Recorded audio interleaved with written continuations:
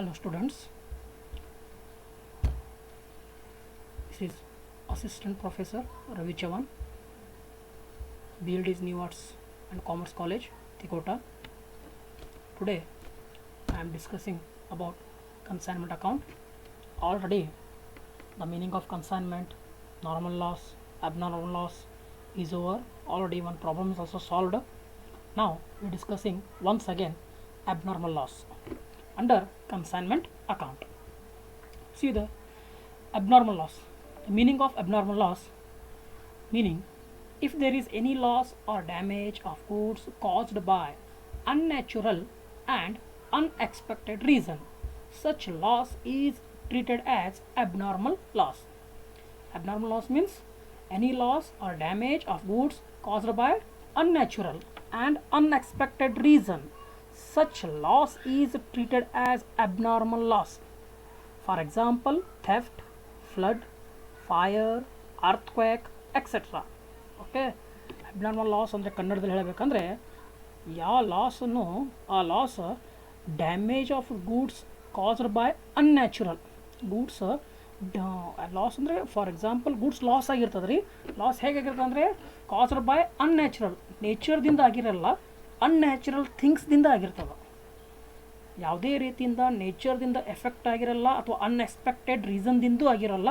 ಅಂಥ ಲಾಸಿಗೆ ಏನಂತೀವಿ ನಾವು ಅಬ್ನಾರ್ಮಲ್ ಲಾಸ್. ಆ ಲಾಸ್ ಫಾರ್ ಎಕ್ಸಾಂಪಲ್ ಯಾವ ರೀತಿ ಆಗ್ಬೋದು? ಥೆಫ್ಟ್, ಕಳ್ತನ ಆಗ್ಬೋದು, ಇದು ಅಬ್ನಾರ್ಮಲ್ ಲಾಸ್ದಾಗ ಬರ್ತದೆ ರೀ. ಫ್ಲಡ್, ಪ್ರವಾಹ, ಇದನ್ನು ಅಬ್ನಾರ್ಮಲ್ ಲಾಸ್ದಾಗ ಬರ್ಬೋದು.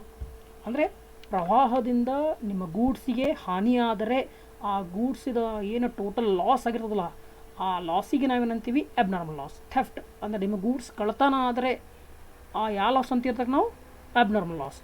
ಫೈರ್ ಅಂದರೆ ನಿಮ್ಮ ಗೂಡ್ಸ್ ಮೇಲೆ ಯಾವುದೇ ರೀತಿಯಿಂದ ಬೆಂಕಿಯ ಅನಾಹುತ ಆದರೆ ಆ ಯಾವ ಲಾಸ್ ಅಂತ ತಿನ್ನೋದಕ್ಕೆ ನಾವು ಅಬ್ನಾರ್ಮಲ್ ಲಾಸ್. ಅರ್ಥಕ್ವೇಕ್, ಭೂಕಂಪ ಆಯಿತು ಅಂದರೆ ಅದರೊಳಗೆ ನಿಮ್ಮ ಗೂಡ್ಸು ಎಲ್ಲ ಟೋಟಲಿ ಡ್ಯಾಮೇಜ್ ಆದವು, ಅಂಥ ಲಾಸಿಗೆ ಏನಂತೀವಿ ನಾವು ರೀ ಅಬ್ನಾರ್ಮಲ್ ಲಾಸ್. ಸಿಂಪಲಿ ಹೇಳಬೇಕಾದ್ರೆ ಇವೆಲ್ಲ ಮೀನಿಂಗ್ಸ್.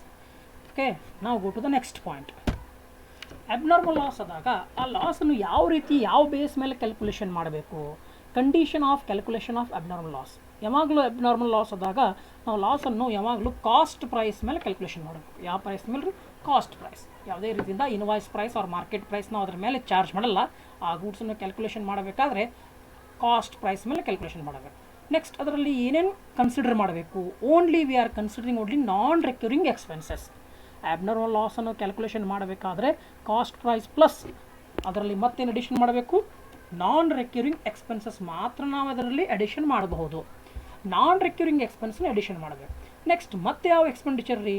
ನಾನ್ ರೆಕ್ಯೂರಿಂಗ್ ಎಕ್ಸ್ಪೆನ್ಸಸ್ ಯಾರ ಕಡೆ ಆಗಿರ್ಬೇಕು ರೀ? Only in the happen in the point of consignor. Consider only non recurring expenses up to the abnormal loss happened in the point of the consignor. ಅಂದರೆ ಆ ಯಾವುದೇ ನಾನ್ recurring expenses ಆಗಿರ್ತಲ್ಲ ಯಾರ ಕಡೆಯಿಂದ ಆಗಿರಬೇಕು? ಕನ್ಸೈನರ್ ಕಡೆಯಿಂದ ಆಗಿರಬೇಕು.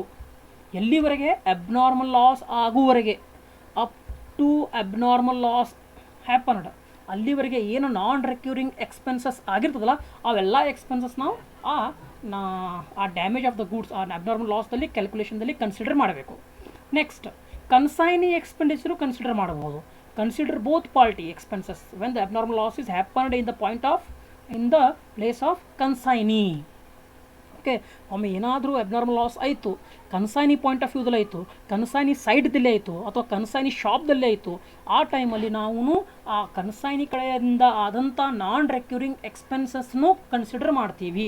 ಅದರಲ್ಲಿ ಅಡಿಷನ್ ಮಾಡ್ಬೋದು. Not only for the consignor, ಕನ್ಸೈನಿನೂ ತೊಗೋಬೋದು. ಯಾವಾಗ ಅಂದರೆ ಆ ಏನಾದರೆ ಲಾಸ್ ಕನ್ಸೈನಿ ಕಡೆ ಆಯಿತು, ಕನ್ಸೈನಿ ಶಾಪ್ದಲ್ಲೇ ಆಯಿತು ಅಥವಾ ಕನ್ಸೈನಿಯ ಪ್ಲೇಸ್ದಲ್ಲೇ ಆಯಿತು, ಕನ್ಸೈನಿ ಕಡೆ ಇದ್ದಾಗ ಆಯಿತು, ಆವಾಗ ಕನ್ಸೈನಿ ಅದರ ಮೇಲೆ ಏನಾದರೂ ನಾನ್ ರೆಕ್ಯೂರಿಂಗ್ ಎಕ್ಸ್ಪೆನ್ಸಸ್ ಪೇಡ್ ಮಾಡಿದರೆ, ರೆಕ್ಯೂರಿಂಗ್ ಅಲ್ಲ ನಾನ್ ರೆಕ್ಯೂರಿಂಗ್ ಎಕ್ಸ್ಪೆನ್ಸಸ್ ಕನ್ಸೈನಿ, ಈ ಕನ್ಸೈನಿ ಕರ್ಸರ್ ನೋಡ್ಬೋದು, ಈ ಕನ್ಸೈನಿ ಏನಾದರೂ ನಾನ್ ರೆಕ್ಯೂರಿಂಗ್ ಎಕ್ಸ್ಪೆನ್ಸಸ್ ಪೇಡ್ ಮಾಡಿದರೆ ಆವಾಗ ಮಾತ್ರ ನಾವು ಕನ್ಸೈನಿ ಎಕ್ಸ್ಪೆಂಡಿಚರ್ನು ಕನ್ಸಿಡರ್ ಮಾಡ್ತೀವಿ. ಕನ್ಸೈನರ್ ನಾನ್ ರೆಕ್ಯೂರಿಂಗ್ ಎಕ್ಸ್ಪೆನ್ಸಸ್ಸು ಕನ್ಸಿಡರ್ ಮಾಡ್ತೀವಿ, ಆ್ಯಸ್ ವೆಲ್ ಆ್ಯಸ್ ಕನ್ಸೈನಿನೂ ತೊಗೋತೀವಿ. ಯಾವಾಗ ತೊಗೋಬೇಕು? ಕನ್ಸೈನಿ ಕಡೆಗೆ, ಕನ್ಸೈನಿ ಶಾಪ್ದಲ್ಲೇ ಅಥವಾ ಕನ್ಸೈನಿ ಪ್ಲೇಸ್ ಮೇಲೆ ಏನಾದರೂ ಲಾಸ್ ಆದರೆ, ಗೂಡ್ಸ್ ಡ್ಯಾಮೇಜ್ ಆದರೆ, ಆ ಸಮಯದಲ್ಲಿ ಕನ್ಸೈನಿ ಏನಾದರೆ ನಾನ್ ರೆಕ್ಯೂರಿಂಗ್ ಎಕ್ಸ್ಪೆನ್ಸಸ್ ಪೇಡ್ ಮಾಡಿದರೆ ಆವಾಗ ಮಾತ್ರ ಆ ಕನ್ಸೈನಿ ಎಕ್ಸ್ಪೆಂಡಿಚರ್ ತೊಗೋಬೇಕು. ಓಕೆ, ಕನ್ಫ್ಯೂಸ್ ಆಗಬೇಡ್ರಿ. ಮತ್ತು ಏನೋ ಡೌಟ್ ತಿಳಿದಂದರೆ ಮತ್ತೊಮ್ಮೆ ನೀವು ಬೇಕಾದರೆ ವಿಡಿಯೋ ರಿಪೀಟ್ ಕೇಳ್ರಿ, ಇಲ್ಲಾಂದ್ರೆ ನನಗೆ ಕಮೆಂಟ್ ಮಾಡ್ಬೋದು ವಾಟ್ಸಪ್ದಲ್ಲಿ, ಕ್ವಶನ್ ಮತ್ತು ರೈಸ್ ಮಾಡ್ಬೋದು ನೀವು, ಸರ್ ತಿಳಿದಿಲ್ಲ ಮತ್ತೊಮ್ಮೆ ಕ್ಲಿಯರಾಗಿ ಹೇಳ್ರಿ ಅಂತ. Okay, this is the part. ನಾವು we go to the next point, abnormal loss. Abnormal loss calculation ಹೇಗೆ ಮಾಡಬೇಕು ಫಾರ್ಮ್ಯಾಟ್ ಇಲ್ಲಿದೆ. ಅದಕ್ಕಿಂತ ಮುಂಚಿತವಾಗಿ ನಾವು ಆಗಲೇ ಹೇಳಿದೆ ಇಲ್ಲಿ ನಾನ್ ರೆಕ್ಯೂರಿಂಗ್ ಎಕ್ಸ್ಪೆನ್ಸ್ ಆಲ್ರೆಡಿ ನಿಮ್ಮ ಕ್ಲಾಸಲ್ಲಿ ಹೇಳಿದ್ದೀನಿ, ಮತ್ತೊಮ್ಮೆ ಹೇಳ್ತೀನಿ ನಾನು. ನಾನ್ ರೆಕ್ಯೂರಿಂಗ್ ಎಕ್ಸ್ಪೆನ್ಸ್ ಅಂದರೆ ಏನು? Non recurring expenses are those which are incurred for bringing the goods slight mistake, bringing the goods, which are here once again, non-recurring expenses are those which are incurred for bringing the goods from the place of consignor to the place of consignee. Easy ಇದೆ, ಏನೂ ಇಲ್ಲ. ನಾನ್ recurring expense ಅಂದರೆ ಇದನ್ನೇ ಒಂದು type of ಎಕ್ಸ್ಪೆನ್ಸಸ್ಸೇ.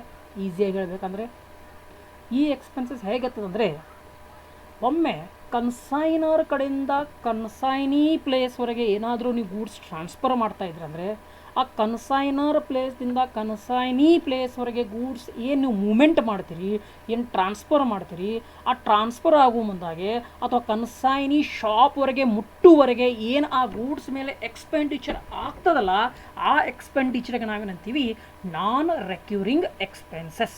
ಈಸಿಯಾಗಿ ಕನ್ನಡದಲ್ಲಿ ಹೇಳಬೇಕಂದ್ರೆ, non recurring expenses are those expenses which are incurred from consignor door to up to the consignee door. For example, whatever the goods transfer from the consignor to the consignee, whatever the expenditure incurred, those expenditure is called as non-recurring expenses. Clearly given. See here, non-recurring expenses are those which are incurred for bringing the goods from the place of consignor to the place of consignee. Okay, this is called as a non-recurring expenses. Okay.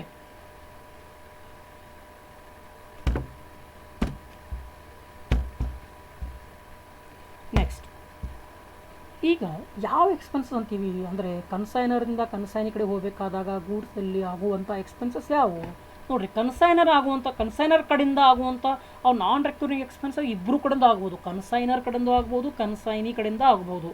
ಈಗಾಗಲೇ ನಿಮಗೆ consignor ಅಂದರೆ ಯಾರು, consignment ಅಂದರೆ ಏನು, consignee ಅಂದರೆ ಏನು, ಇವೆಲ್ಲ commission, del ಕಡರ್ commission ಅಂದರೆ ಏನು, ಅಬ್ನಾರ್ಮಲ್ ಲಾಸ್ ಅಂದರೆ ಏನು, ನಾರ್ಮಲ್ ಲಾಸ್ ಅಂದರೆ ಏನು, ವ್ಯಾಲ್ಯೂ ಆಫ್ ಕ್ಲೋಸಿಂಗ್ ಸ್ಟಾಕ್ ಅಂದರೆ ಏನು, ಇವೆಲ್ಲ ಮುಗಿದಿದೆ ಕ್ಲಾಸ್ದಲ್ಲಿ, ಮ್ಯಾನುವಲ್ ಕ್ಲಾಸ್ದಲ್ಲಿ ಇವೆಲ್ಲ ಮುಗಿದಿದೆ.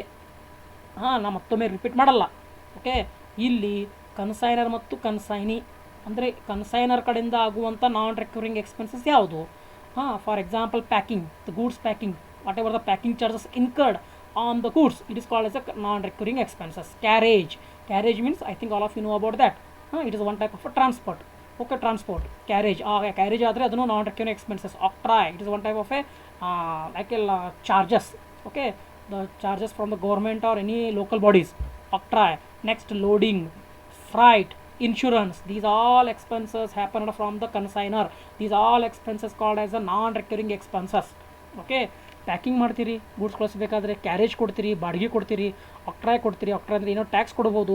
ಲೋಡಿಂಗ್ ಅಂದರೆ ಗೂಡ್ಸನ್ನು ತಾವು ಏನು ಮಾಡ್ತೀರಿ, ಅಂದರೆ ಒಂದು ಕೂಲಿ ಕಾರ್ಮಿಕರ ಕಡೆಯಿಂದ ಗೂಡ್ಸನ್ನು ಲೋಡ್ ಮಾಡ್ತೀರಿ, ಅಂದರೆ ಲೋಡಿಂಗ್. ಫ್ರೈಟ್ ಅಂದರೆ ಟ್ರಾನ್ಸ್ಪೋರ್ಟ್ ಚಾರ್ಜ್, ಇನ್ಶೂರೆನ್ಸ್ ಮಾಡಿಸ್ತೀರಿ.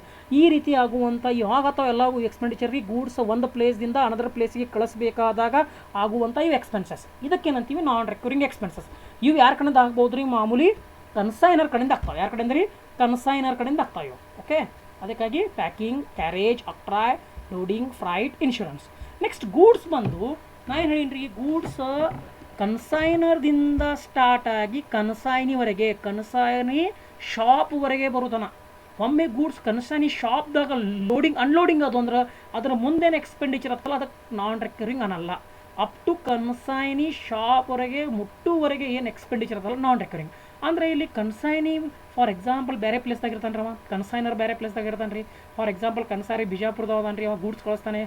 ಗೂಡ್ಸ್ ಬಂದು ತಿಕೋಟಾಗಿ ರೀಚ್ ಆಗ್ತಾವ್ರಿ. ತಿಕೋಟಾಗಿ ಬಂದ ಅಲ್ಲಿದ್ದಂಥ ಕನ್ಸೈನಿ ಆಗುವಂಥ ಎಕ್ಸ್ಪೆಂಡಿಚರ್ ಅಂದರೆ ಶಾಪ್ವರೆಗೆ ಮುಟ್ಟುವರೆಗೆ ಕೆಲವೊಂದು ಎಕ್ಸ್ಪೆನ್ಸಸ್ ಆಗ್ಬೋದು, ಅವೆಲ್ಲ ಕನ್ಸೈನಿ ಕೊಡ್ಬೋದು.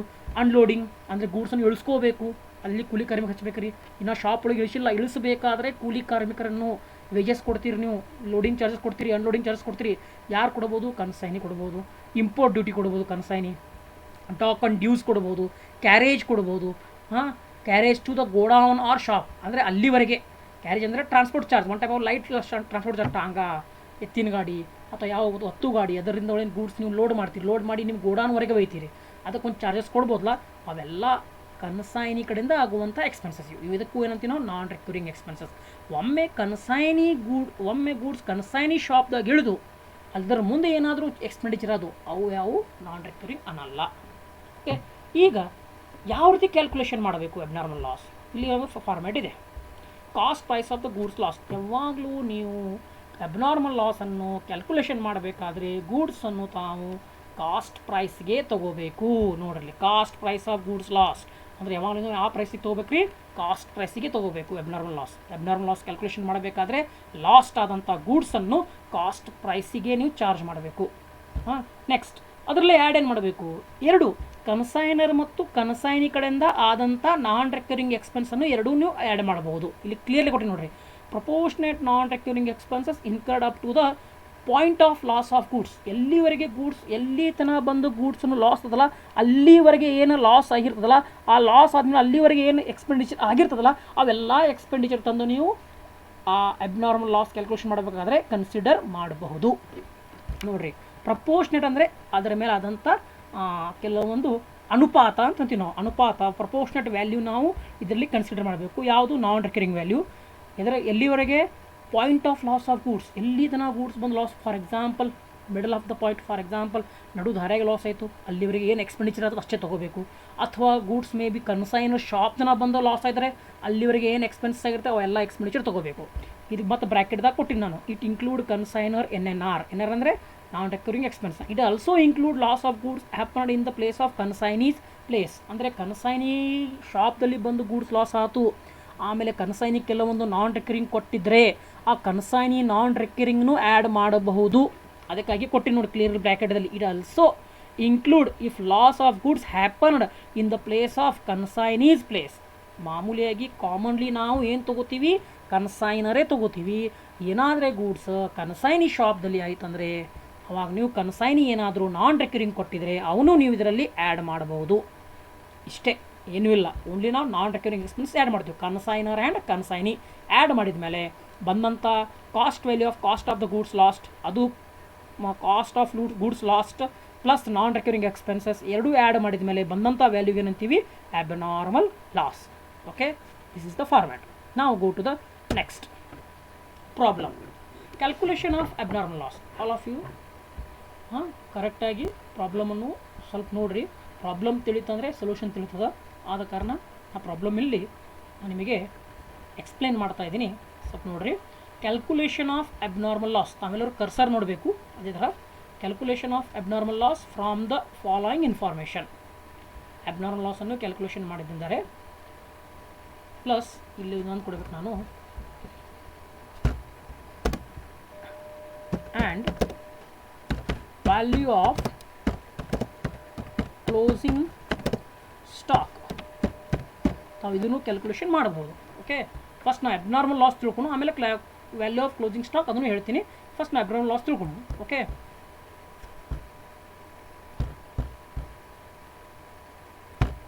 ನೋಡಿ, from the calculate the abnormal loss from the following information and also value of closing stock.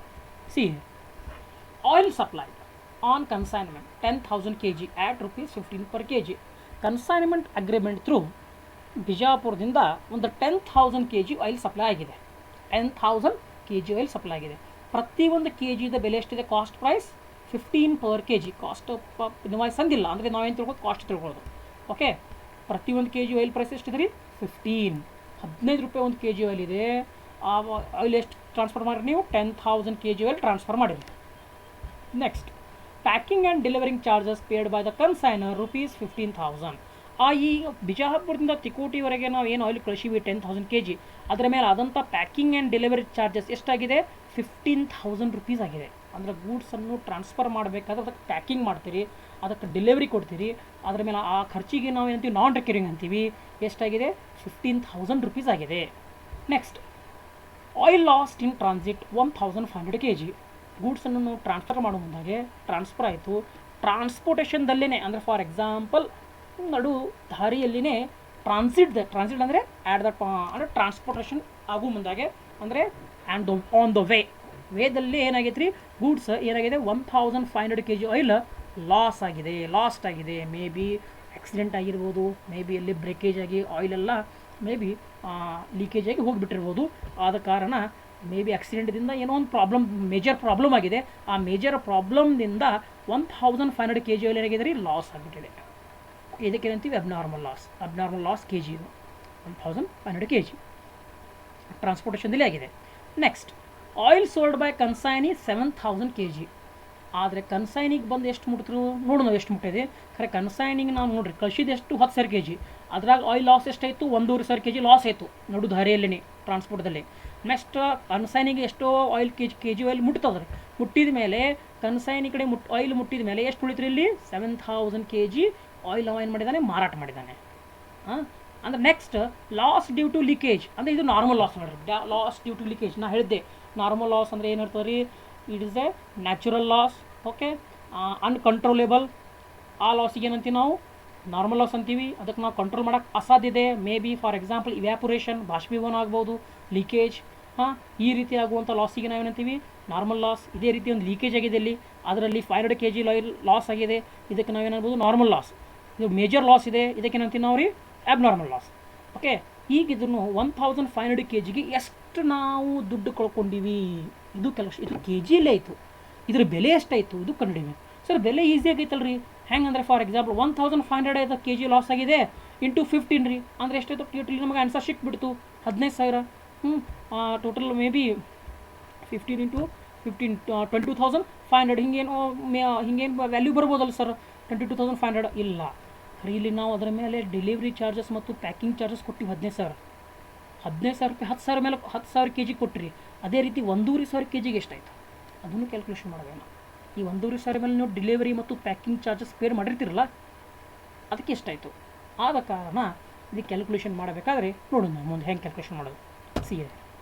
ಇದು ಸೊಲ್ಯೂಷನ್ ಇದೆ ನೋಡಿರಿ. ಸೊಲ್ಯೂಷನ್ ಈಗಾಗಲೇ ನಿಮಗೆ ಹೇಳಿದೆ.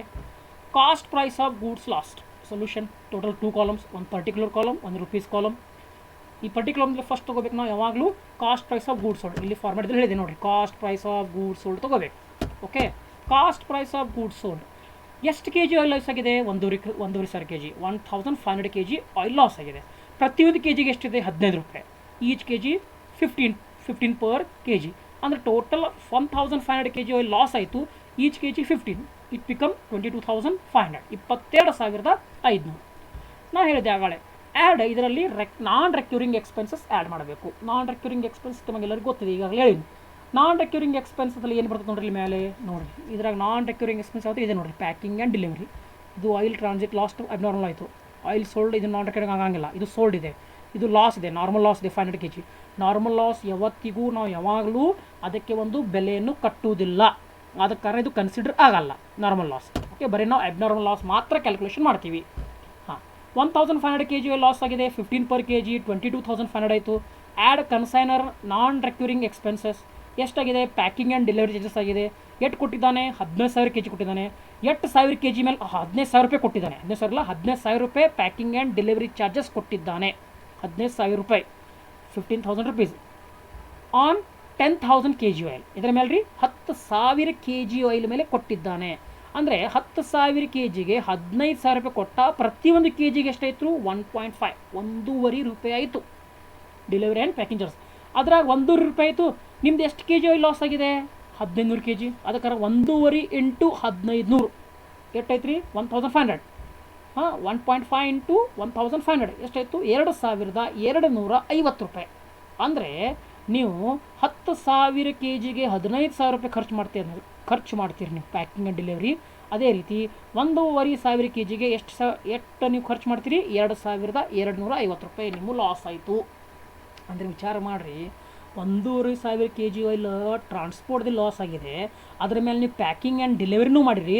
ಅಂದ್ರೆ ಅದರದ್ದು ಪ್ಯಾಕಿಂಗ್ ಆ್ಯಂಡ್ ಡೆಲಿವರಿ ಚಾರ್ಜಸ್ನೂ ಲಾಸ್ ಆದಂಗೆ ಐತಲ್ಲ ರೀ. ಅಂದರೆ ಎಷ್ಟು ಲಾಸ್ ಅದು 2250 ರೂಪಾಯಿನೇ ಕಳ್ಕೊಂಡಾಗೈತೆ ನೀವು. 1,500 kg ಅಲ್ಲೂ ಕಳ್ಕೊತೀರಿ, ಪ್ಲಸ್ ಅದರ ಮೇಲೆ 1,500 kg ಮೇಲೆ ಆದಂಥ ಖರ್ಚು ಪ್ಯಾಕಿಂಗ್ ಆ್ಯಂಡ್ ಡೆಲಿವರಿ ಅದನ್ನು ಕಳ್ಕೊತೀರಿ. ಮತ್ತು ಅದಕ್ಕೊಂದು ಬೆಲೆ ಅದಲ್ಲ, ಅದಕ್ಕೆ ಬೆಲೆ ಎಷ್ಟದ ರೀ 2250. ಅದನ್ನು ಲಾಸ್ ಅಂತ ಟ್ರೀಟೆಡ್ ಮಾಡಿ ಈ ಏನು cost price of goods lost ಅದಲ್ಲ ಅದರೊಳಗೆ ಇದು ಏನು ಮಾಡ್ತೀವಿ ನಾವು ಆ್ಯಡ್ ಮಾಡ್ತೀವಿ. ಅರ್ಥ ಆಯ್ತಾ? ಅರ್ಥ ಆಗಿಲ್ಲ ಅಂದರೆ ಮತ್ತೆ ರಿಪೀಟ್ ಮಾಡಿ ಕೇಳ್ರಿ. ಓಕೆ, ಏನೂ ಇಲ್ಲ.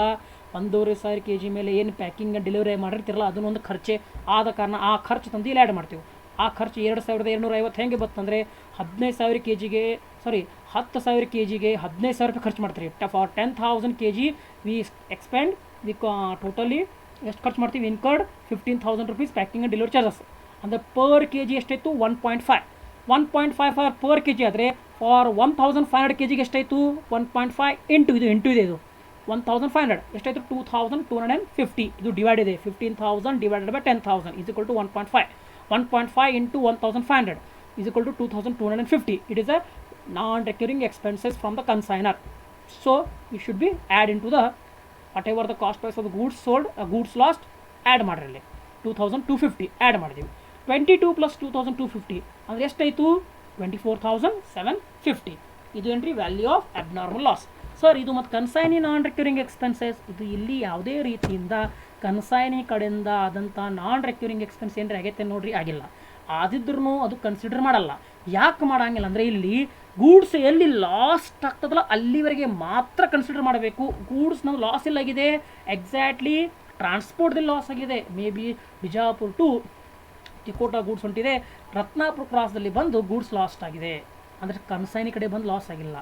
ರತ್ನಾಪುರ ಕ್ರಾಸ್ನ ಏನು ಗೂಡ್ಸ್ ಅಲ್ಲಿವರೆಗೆ ಬಂದೇನು ಲಾಸ್ ಆಯ್ತು ಅಂದರೆ ಅಲ್ಲಿವರೆಗೆ ಆದಂಥ ಎಕ್ಸ್ಪೆಂಡಿಚರ್ ಮಾತ್ರ ತೊಗೋಬೇಕು, ಅದರ ಮುಂದಿನ ಎಕ್ಸ್ಪೆಂಡಿಚರ್ ತೊಗೊಳಂಗಿಲ್ಲ. ಓಕೆ, ಆದ ಕಾರಣ ಅಲ್ಲಿ ಕನ್ಸೈನಿ ಯಾವುದೇ ರೀತಿಯಿಂದ ನಾನ್ ರೆಕ್ಯೂರಿಂಗ್ ಎಕ್ಸ್ಪೆನ್ಸಸ್ ಮಾಡಿಲ್ಲ, ಅದಕ್ಕೆ nil. 22,500 cost of the price goods plus 2,250 non recurring expenses from consignor. Next both amount should be add 22 plus 22,500 plus 2,250. It become 24,750. It is a value of abnormal loss. Okay, ತಿಳಿದಿಲ್ಲ ಅಂದರೆ video ಮತ್ತೊಮ್ಮೆ repeat ಮಾಡಿ ಕೇಳ್ರಿ, ಮತ್ತು ಅದೇ ಥರ video like ಮಾಡಿರಿ, subscribe ಮಾಡಿರಿ, ನಿಮಗೆ ನೆಕ್ಸ್ಟ್ ವಿಡಿಯೋ ಈಸಿಲಿ ಸಿಗಬಹುದು. ಈಗ ನೆಕ್ಸ್ಟ್ ಹೋಗೋಣ ನಾವು. ಇಲ್ಲಿ ಹೇಳಿದೆ ನಾ ವ್ಯಾಲ್ಯೂ ಆಫ್ ಅಬ್ನಾರ್ಮಲ್ ಲಾಸ್ ಆಯ್ತು. ಈಗ ಈ ನೆಕ್ಸ್ಟ್ ಏನ್ರಿ ವ್ಯಾಲ್ಯೂ ಆಫ್ ಕ್ಲೋಸಿಂಗ್ ಸ್ಟಾಕ್ ಕಂಡುಹಿಡೋಣ. ನೋಡಿರಿ, ವ್ಯಾಲ್ಯೂ ಆಫ್ ಕ್ಲೋಸಿಂಗ್ ಸ್ಟಾಕ್ ಕಂಡುಹಿಡಬೇಕಾದ್ರೆ ಏನೂ ಇಲ್ಲ, ಇದೊಂದು ಫಾರ್ಮ್ಯಾಟ್ ಇದೆ, ನಾವು ಡೈರೆಕ್ಟ್ ಪ್ರಾಬ್ಲಮ್ ಸಾಲ್ವ್ ಮಾಡಿದ್ದೀನಿ. ನೋಡಿರಿ ಎಲ್ಲರೂ, cost price of oil total ಎಷ್ಟು ಆಯಿಲ್ ಸೆಂಡ್ ಮಾಡಿರಿ ನೀವು? 10,000 kg. ಪ್ರತಿಯೊಂದು kg ಎಷ್ಟು ಬೆಲೆ ಇದೆ? 15. 10,000 ಇಂಟು 15. ಇಲ್ಲಿ ನೋಡಿರಿ 3 ಕಾಲಮ್ ಅದಾವೆ. Total there are 3 columns: particular, unit column, rupees column. Okay, cost price of oil consign means totally consignor to ಕನ್ಸೈನಿವರೆಗೆ ಎಷ್ಟು kg ಆಯಿಲನ್ನು ಕಳಿಸಿದಿರಿ. It is also consigned, not sale. ಇದು ಸೇಲ್ ಅಲ್ಲ, ಕನ್ಸೈನ್ಡ್ ಅಂದರೆ ಕನ್ಸೈನರ್ ಕಡೆಯಿಂದ ಕನ್ಸೈನಿ ತನಕ ಎಷ್ಟು ಕಳಿಸಿವಿ ನಾವು? 10,000 kg ಆಯಿಲ್ ಕಳಿಸಿವಿ. ಅದರ ಬೆಲೆ ಎಷ್ಟಿದೆ? 15. ಅಂದರೆ 10,000 ಇಂಟು 15 ಇಷ್ಟರದ ಕನ್ಸೈನ್ಮೆಂಟ್ ಗೂಡ್ ಕಳಿಸಿವಿ. 1,50,000 ರೂಪೀಸ್ನ ನಾವು ಗೂಡ್ಸನ್ನು ಕನ್ಸೈನಿಗೆ ಕಳಿಸಿವಿ. ನೆಕ್ಸ್ಟ್ ಆ್ಯಡ್ ನಾನ್ ರೆಕ್ಯೂರಿಂಗ್ ಎಕ್ಸ್ಪೆನ್ಸಸ್. ನಾನ್ ರೆಕ್ಯೂರಿಂಗ್ ಎಕ್ಸ್ಪೆನ್ಸ್ ಎಷ್ಟಾಗಿದೆ? ಇದರಲ್ಲಿ ಯಾವುದೇ ಯೂನಿಟ್ ಬರೋಂಗಿಲ್ಲ. ನಾನ್ ರೆಕ್ಯೂರಿಂಗ್ ಎಕ್ಸ್ಪೆನ್ಸ್ ಅಂದರೆ ಅದಂಥ ಖರ್ಚು 15,000 ರೂಪೀಸ್ ಖರ್ಚು ಮಾಡಿರಿ. ಇದು ಎಲ್ಲರೂ ನಿಮಗೆ ಗೊತ್ತಿದೆ, ಪ್ಯಾಕಿಂಗ್ ಆ್ಯಂಡ್ ಡೆಲಿವರಿ ಚಾರ್ಜಸ್ 15,000. ಅಂದರೆ 10,000 kg ಬೆಲೆ ಎಷ್ಟಾಗಿತ್ತು? ಮೊದಲು 1,50,000 ಆಗಿತ್ತು. ಈಗ ಮತ್ತೆ ಅದರ ಮೇಲೆ 15,000 ರೂಪಾಯಿ ಖರ್ಚು ಮಾಡಿದ್ರಿ. 1,50,000 ಪ್ಲಸ್ 15,000 ಅಂದರೆ ಎಷ್ಟಾಯಿತು? 1,65,000. ಅಂದರೆ 10,000 kg ಗೂಡ್ಸ್ ಬೆಲೆ ಪ್ಯಾಕಿಂಗ್ ಆ್ಯಂಡ್ ಡೆಲಿವರಿ ಚಾರ್ಜಸ್ ಆಗೋಕ್ಕಿಂತ ಮುಂಚಿತವಾಗಿ 1,50,000 ಇತ್ತು. ಯಾವಾಗ ಪ್ಯಾಕಿಂಗ್ ಆ್ಯಂಡ್ ಡೆಲಿವರಿ ಚಾರ್ಜಸ್ ಆಗುತ್ತದೆ ಅವಾಗ ಈ ಗೂಡ್ಸ್ ಬೆಲೆ ಎಷ್ಟಾಗ್ತದೆ ರೀ? 1,65,000. ಅಂದರೆ ಪ್ಯಾಕಿಂಗ್ ಆ್ಯಂಡ್ ಡೆಲಿವರಿ ಮಾಡಿರಿ, ಅದರ ಮೇಲೆ ಅದು ಖರ್ಚಾಯಿತು. ಅಂದರೆ 150 ಇದ್ದಿದ್ದು 165, ಯಾಕಂದರೆ 15,000 ಎಕ್ಸ್ಪೆಂಡಿಚರ್ ಆ್ಯಡ್ ಮಾಡ್ತೀವಿ. ಅಂದರೆ ನಿಮ್ಮ 10,000 kg ಆಯಿಲಿನ ಬೆಲೆ ಎಷ್ಟೈತಿ ಈಗ ರೀ? 1,65,000. Next less. ಈಗ ನಿಮ್ಮ ಗೂಡ್ಸ್ ಲಾಸ್ ಆಗಿದೆ, ನಿಮಗೆಲ್ಲರಿಗೂ ಗೊತ್ತಿದೆ. ಡ್ಯೂ ಟು ಟ್ರಾನ್ಸ್ಪೋರ್ಟಲ್ಲಿ 1,500 kg ಲಾಸ್ ಆಗಿದೆ. ಅದಕ್ಕೆ ಲಾಸ್ ಆದರೆ ಲೆಸ್ ಮಾಡಬೇಕು. ಅಂದರೆ ನಮ್ಮ ಟೋಟಲ್ ನೆಟ್ ವ್ಯಾಲ್ಯೂ ಎಷ್ಟು ಉಳಿತು, ಗೂಡ್ಸ್ ಎಷ್ಟು ಉಳಿತು ನಮ್ಮ ಕಡೆ, ಅದು ಕಂಡುಹಿಡಬೇಕಾಗಿದೆ. ಅಬ್ನಾರ್ಮಲ್ ಲಾಸ್ ನೋಡಿರಿ, ವ್ಯಾಲ್ಯೂ ಆಫ್ ಕ್ಲೋಸಿಂಗ್ ಸ್ಟಾಕ್ ಅಂದರೆ ಗೂಡ್ಸ್ ಅಬ್ನಾರ್ಮಲ್ ಲಾಸ್ ಆಗಿ, ಗೂಡ್ಸ್ ಸೋಲ್ಡ್ ಆಗಿ, ಗೂಡ್ಸ್ ನಾರ್ಮಲ್ ಲಾಸ್ ಆಗಿ ಏನು ಉಳಿತದಲ್ಲ ಆ ಉಳಿದಂಥ ಗೂಡ್ಸ್ದ ವ್ಯಾಲ್ಯೂ ಎಷ್ಟಾಯಿತು, ಇದಕ್ಕೇನಂತೀವಿ ವ್ಯಾಲ್ಯೂ ಆಫ್ ಕ್ಲೋಸಿಂಗ್ ಸ್ಟಾಕ್. ಈಸಿಯಲ್ಲಿ ಹೇಳಬೇಕಂದ್ರೆ ವ್ಯಾಲ್ಯೂ ಆಫ್ ಕ್ಲೋಸಿಂಗ್ ಸ್ಟಾಕ್ ಅಂದರೆ ಗೂಡ್ಸ್ ನೀವು 10,000 kg ಅಲ್ಲಿ ಕಳಿಸಿರಿ 1,50,000 ಮೇಲೆ, ಅದ್ರ ಮೇಲೆ ನಾನ್ ರಿಕ್ಯೂರಿಂಗ್ ಎಕ್ಸ್ಪೆನ್ಸ್ ಮಾಡ್ತೀರಿ, ಅದು ಆ್ಯಡ್ ಮಾಡ್ತೀರಿ. ಆ್ಯಡ್ ಆದಮೇಲೆ ಮುಂದೆ ಅದ್ರ ಮೇಲೆ ನಾರ್ಮಲ್ ಲಾಸ್ ಆಗ್ತದೆ, ಅಬ್ನಾರ್ಮಲ್ ಲಾಸ್ ಆಗ್ತದೆ, ಗೂಡ್ಸ್ ಸೋಲ್ಡ್ ಆಗ್ತದೆ. ಆಮೇಲೆ ಏನು ಗೂಡ್ಸ್ ಉಳಿತದಲ್ಲ ಅದರದ್ದು ವ್ಯಾಲ್ಯೂ ಎಷ್ಟಾಯಿತು, ಆ ವ್ಯಾಲ್ಯೂ ಏನಂತೀವಿ, ವ್ಯಾಲ್ಯೂ ಆಫ್ ಕ್ಲೋಸಿಂಗ್ ಸ್ಟಾಕ್. ಇಷ್ಟೇ ಇದರ ಮೇನ್ ಪ್ರಾಬ್ಲಮ್ ಥೀಮ್ ತಿಳ್ಕೊರಿ ನೀವು. ಓಕೆ, ಹಾಂ, ಈಗ ಆಗ ಹೇಳಿದ್ದೆ ಕಾಸ್ಟ್ ಪ್ರೈಸ್ 10,000 kg 1,50,000 ಆಯಿತು. ಆ್ಯಡ್ ನಾನ್ ರಿಕ್ಯೂರಿಂಗ್ ಎಕ್ಸ್ಪೆನ್ಸಸ್ 15,000, ಅಂದರೆ 10,000 kg 1,65,000 ಆಯಿತು. ಈಗಾಗಲೇ ನಿಮಗೆ ಅಬ್ನಾರ್ಮಲ್ ಲಾಸ್ ಆಗಿದೆ. ಅಬ್ನಾರ್ಮಲ್ ಲಾಸ್ ಇಲ್ಲಿ ನೋಡಿರಿ ನೀವು, ಟೋಟಲ್ 1,500 kg ನೋಡಿರಿ, 1,500 kg ಆಯಿಲ್ದು ಅಬ್ನಾರ್ಮಲ್ ಲಾಸ್ ಎಷ್ಟಾಗಿದೆ, 24,750. ಅದನ್ನು ಏನು ಮಾಡ್ತೀವಿ, ಲೆಸ್ ಮಾಡ್ತೀವಿ. ನೋಡಿರಿ 1,500 kg ಆಯಿಲ್ ಲಾಸ್ ಆಯಿತು, ಅದರ ಬೆಲೆ ಎಷ್ಟಿದೆ, 24,750. ಅಂದರೆ ಈ 10,000ಅಲ್ಲಿ 1,500 kg ಲಾಸ್ ಆಗಿದೆ, ಲೆಸ್ ಮಾಡ್ತೀರಿ, ಆ್ಯಡ್ ಮಾಡ್ತೀವಿ, ಲೆಸ್ ಮಾಡ್ತೀವಿ. 10,000 ಮೈನಸ್ 1,500 ಅಂದರೆ ಎಷ್ಟಾಯಿತು, 8,500 kg ಆಯಿಲ್ ರಿಮೈನಿಂಗ್ ಉಳಿತು. 1,65,000 ಇತ್ತು ನಿಮ್ಮ ಕಡೆ ಬೆಲೆ. 10,000 kg ಆಯಿಲ್ದ ಬೆಲೆ ಎಷ್ಟಿತ್ತು, 1,65,000. ಯಾವಾಗ ಅಬ್ನಾರ್ಮಲ್ ಲಾಸ್ ಕಂಡು ಹಿಡ್ತೀರಿ, ಆ 1,500 ಬೆಲೆ ಎಷ್ಟಿದೆ, 24,750. ಅಂದರೆ ಇದನ್ನು ಬೆಲೆನೂ ಕಳಿತೀವಿ. ಇದು ಯೂನಿಟ್ದಲ್ಲಿ ಯೂನಿಟನ್ನು ಲೆಸ್ ಮಾಡ್ತೀವಿ, ರುಪೀಸ್ದಲ್ಲಿ ವ್ಯಾಲ್ಯೂನು ಲೆಸ್ ಮಾಡ್ತೀವಿ. ಅಂದರೆ 1,65,000 ಅಮೌಂಟ್ ಇತ್ತು, ಅದರಲ್ಲಿ 24,750 ಅಬ್ನಾರ್ಮಲ್ ಲಾಸ್ ಆಗಿತ್ತು. ಆ ಅಮೌಂಟನ್ನು 1,65,000ದಿಂದ ಲೆಸ್ ಮಾಡ್ತೀವಿ. ಉಳಿತೆಷ್ಟು, 1,40,250. ಅಂದರೆ 8,500 kg ನಿಮ್ಮ ಕಡೆ ಆಯಿಲ್ ಉಳಿದಿದೆ, ಅದರ ಬೆಲೆ ಎಷ್ಟಿದೆ, 1,40,250. Okay, 1,40,250 for 8,500 kg after deducting the abnormal loss. Next less normal ಲಾಸನ್ನು ಲೆಸ್ ಮಾಡಬೇಕು. ನಾರ್ಮಲ್ ಲಾಸ್ ನಾ ಮೊದಲೇ ಹೇಳೀನಿ, ನಾರ್ಮಲ್ ಲಾಸಿಗೆ ಯಾವುದೇ ರೀತಿಯಿಂದ ನಾವು ಅದಕ್ಕೆ ಬೆಲೆಯನ್ನು ಕಟ್ಟಲ್ಲ, ಯಾವುದೇ ರೀತಿಯಿಂದ ಅದಕ್ಕೆ ವ್ಯಾಲ್ಯೂವನ್ನು ಕಟ್ಟಲ್ಲ. ಈಗಾಗಲೇ ನಿಮಗೆ ನಾರ್ಮಲ್ ಲಾಸ್ ನೋಡಿರಲಿ, loss due to leakage 500 kg ಕೊಟ್ಟಿದ್ದಾನೆ. ಪ್ರಾಬ್ಲಮನ್ನು ಹೇಳುವ ಮುಂದಾಗಿ ಎಕ್ಸ್ಪ್ಲೇನ್ ಮಾಡಿದೆ. ಅದಕ್ಕೆ ಯಾವುದೇ ರೀತಿಯಿಂದ ನಾವು ಬೆಲೆಯನ್ನು ಅಥವಾ ವ್ಯಾಲ್ಯೂವನ್ನು ಕೊಡಲ್ಲ. ಆದ ಕಾರಣ ಬರೀ ನಾವೇನು ಮಾಡ್ತೀವಿ, ಯೂನಿಟ್ದಿಂದ 500 ರೂಪಾಯಿ ಕಳಿತೀವಿ, 500 kgನೂ ಲೆಸ್ ಮಾಡ್ತೀವಿ. ಆದರೆ ಅಮೌಂಟಿಂದ ಅದಕ್ಕೆ ಯಾವುದೇ ರೀತಿಯಿಂದ ವ್ಯಾಲ್ಯೂನು ಲೆಸ್ ಮಾಡಲ್ಲ. ಇದು ಎಲ್ಲರಿಗೂ ನೆನಪಿರಲಿ, ಇದೊಂದು ನ್ಯೂ ಸಿಸ್ಟಮ, ನೆನಪಿರಲಿ. ಇದಕ್ಕೆ ಯಾವುದೇ ವ್ಯಾಲ್ಯೂ ಇರಲ್ಲ. ಆದ ಕಾರಣ 8,500 kg ಆಯಿಲ್ ಇತ್ತು, ನಾರ್ಮಲ್ ಲಾಸ್ ಆಯಿತು, ಯೂನಿಟ್ ಎಷ್ಟಿದೆ 500, 8,500 ಮೈನಸ್ 500 ಉಳಿತೆಷ್ಟು ವ್ಯಾಲ್ಯೂ, kg 8,000 kg ಆಯಿಲ್ ನಿಮ್ಮ ಕಡೆ ಉಳಿತು. ಓಕೆ, ನೋಡಿರಿ 10,000 ಆಯಿತು, 1,500 ಅಬ್ನಾರ್ಮಲ್ ಲಾಸ್ ಇತ್ತು, 8,500 ಉಳಿತು, ನಾರ್ಮಲ್ ಲಾಸ್ 500 ಇತ್ತು, ಅದು ಲೆಸ್ ಮಾಡ್ತೀರಿ, ಉಳಿತೆಷ್ಟು 8,000 kg. ಓಕೆ, ಅಂದರೆ ಇಲ್ಲಿ ಯಾವುದೇ ವ್ಯಾಲ್ಯೂ ಲೆಸ್ ಆಗಲ್ಲ ಇದಕ್ಕೆ, ಯಾಕಂದರೆ ನಾರ್ಮಲ್ ಲಾಸಿಗೆ ಯಾವುದೂ ವ್ಯಾಲ್ಯೂ ಇರಲ್ಲ. ಅದಕ್ಕೆ 1,40,000ಗೆ ರಿಮೈನಿಂಗ್ 1,40,000ನೇ ಬರುತ್ತೆ. 1,40,250ಗೆ ಯಾವುದೂ ನಾರ್ಮಲ್ ಲಾಸ್ ವ್ಯಾಲ್ಯೂ ಇರಲ್ಲ. ಅದಕ್ಕೆ ಸೇಮ್ ಅಗೇನ್ ರಿಪೀಟ್ ಆಗ್ತದೆ ರೀ, 1,40,250 ಸೇಮ್ ವ್ಯಾಲ್ಯೂ. ಅಂದರೆ ನಿಮ್ಮ ಕಡೆ ಟೋಟಲ್ ಗೂಡ್ಸ್ ಎಷ್ಟಿದೆ ಈಗ ರೀ, ನಾ ಸೇಲ್ ಮಾಡೋಕ್ಕಿಂತ ಮುಂಚಿತವಾಗಿ ಎಷ್ಟಿದೆ, 8,000 kg. ಅಂದರೆ 8,000 kg ಎಷ್ಟಾಯಿತು, 1,40,250. ಓಕೆ, ಹಾಂ, ಈಗ ನೋಡಿರಿ ನೆಕ್ಸ್ಟ್ ಇಲ್ಲಿ ನೋಡಿರಿ, ಇಲ್ಲೇನಾಗಿದೆ ಅಂದರೆ ಟೋಟಲ್ 7,000 kg ಆಯಿಲ್ ಸೇಲ್ ಮಾಡಿರಿ. ನಿಮ್ಮ ಕಡೆ ಎಷ್ಟು ಉಳಿದಿದೆ ನೋಡ್ರಿ, ಅಲ್ಲಿಗ 8,000 kg. ಎಷ್ಟು ಉಳಿದಿದೆ, 8,000 kg. ನೋಡಿರಿ, oil sold by consign is 7,000 kg. ನಿಮ್ಮ ಕಡೆ ಎಷ್ಟಿದೆ ಈಗ ನೋಡ್ರಿ, 8,000 kg. ಅಂದರೆ 7,000 kg ಒಳಗೆ 8,000 kg ಮಾರಾಟ ಮಾಡ್ದ. ಅಂದರೆ ಸ್ಟಾಕ್ ಎಷ್ಟು ಉಳಿತು, 1,000 kg. ಹಾಂ, ನೋಡಿ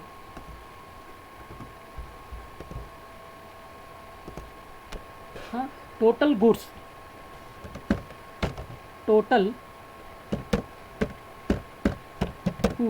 in kg 8,000 kg minus sold ಎಷ್ಟು ಮಾಡಿದ್ರಿ, 7,000 kg. ಅಂದರೆ ಎಷ್ಟು ಉಳಿತು ನಿಮ್ಮ ಕಡೆ ರಿಮೈನಿಂಗ, ಇನ್ ಹ್ಯಾಂಡ್ ಗೂಡ್ಸ್ ಎಷ್ಟು ಉಳಿತು, 1,000 kg unsold goods. Total goods ಇನ್ kg 8,000 kg. ಸೋಲ್ಡ್ ಎಷ್ಟು ಮಾಡಿದ್ರಿ ನೋಡ್ರಿ, ಸೋಲ್ಡ್ ಎಷ್ಟು ಮಾಡಿದ್ರಿ,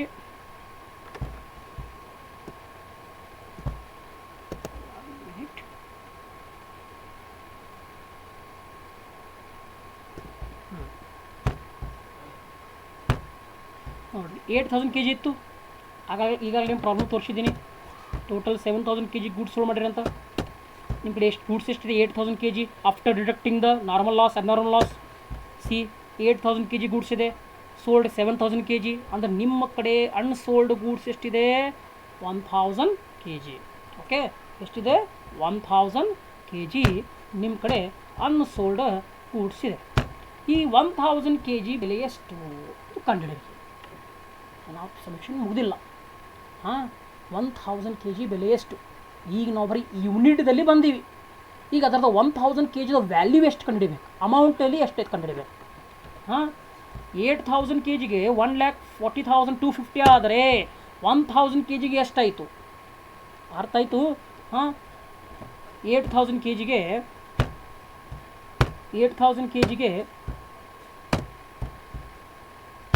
ನೋಡಿರಿ 8000 kgಗೆ 1,40,250 ಆದರೆ ಈ 1000 kgಗೆ ಎಷ್ಟಾಯಿತು? ಆದ ಕಾರಲ್ಲಿ ಅದೇ ಸೇಮ್ ಬರ್ತೀನಿ ನೋಡಿರಿ.